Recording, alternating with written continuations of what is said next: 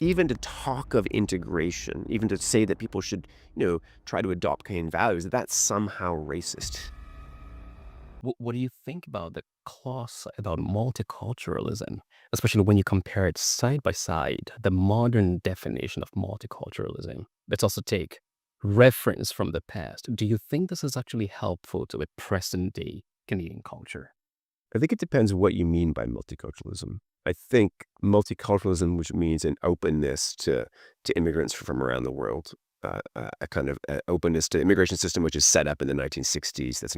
That's quite deliberately saying we're not going to make race an issue, right? We're not going to make what it's called country of origin. Really, is how it was in the system before. Right. Pierre Trudeau stands up in the House of Commons in 1971 and announces the multiculturalism policy. He stands up and says there's not going to be one official culture. We have a country with two official languages, but we're not going to we're not going to have one official culture. And I think there's on the one hand this openness to the world, but there's a tension there, which is to say, does this openness to everyone in the world mean that there can't be a Canadian culture and that there can't be this thing called being Canadian, except to say that we're diverse? And I think that creates a tension in Canada because it makes it hard to say to new immigrants, no, there is this thing that we have in Canada with certain values we have and aspire towards, which I think many people would agree with. But it opens up the idea that asking an immigrant to embrace any kind of Canadian tradition is potentially a kind of disloyal to the idea of multiculturalism. So there's this tension, this kind of openness, but also this possibility that maybe it means that there is no official culture.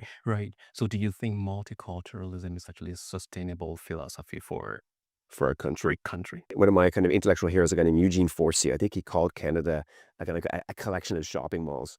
By this point, under Pierre Trudeau, even though he liked Pierre Trudeau in some respects. I think it depends what you mean is sustainable. I think if you assume in the one version of multiculturalism that there is no Canadianness, that's to speak of Canada as having a culture is somehow discriminatory, then I don't think that's sustainable. There's no counter argument to then why we wouldn't just join the United States. But if you assume that there's another version of multiculturalism, which is to say, we're going to be open to the world, we're going to embrace the possibilities of bringing the best and the brightest from around the world to enrich our country and do this in a non-discriminatory way, that's a vision of multiculturalism and a vision of Canada which is much more sustainable and much more growable. I think even if you open up your arms to the rest of the world in the spirit of multiculturalism, it should be directed towards an integration. In recent times, I've actually talked about this on the podcast in different monologues, and I've nursed this thought that actually one of the things we see in modern day immigration in Canada, I've lived here for 10 years. So really, I'm going by the reference of 10 years. I've done myself a good amount of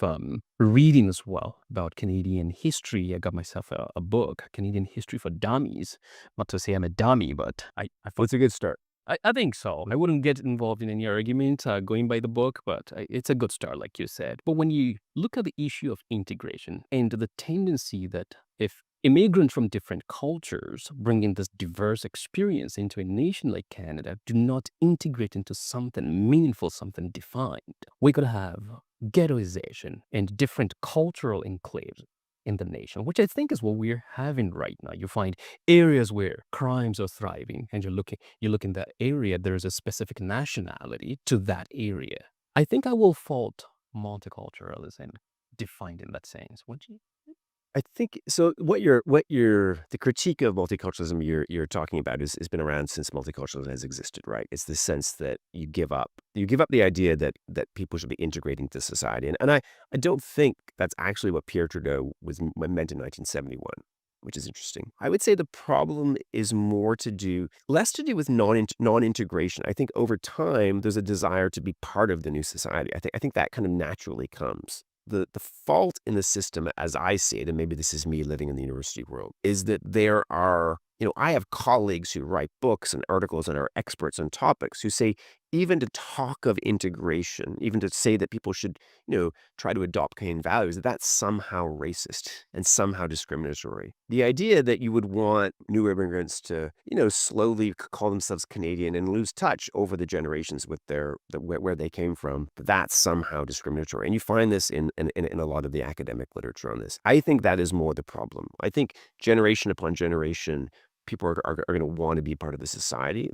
The fault, if it's a fault, is that a significant portion of our elite intellectual culture and political culture sees even talking about these things as potentially discriminatory. That, I would say, is the problem. Right. We're going to revisit the issue of academia in how that affects policies, because I know you wrote about it and you've talked about it in the floor of the Senate recently, but we're going to get back to it. There's something else I want us to talk about here.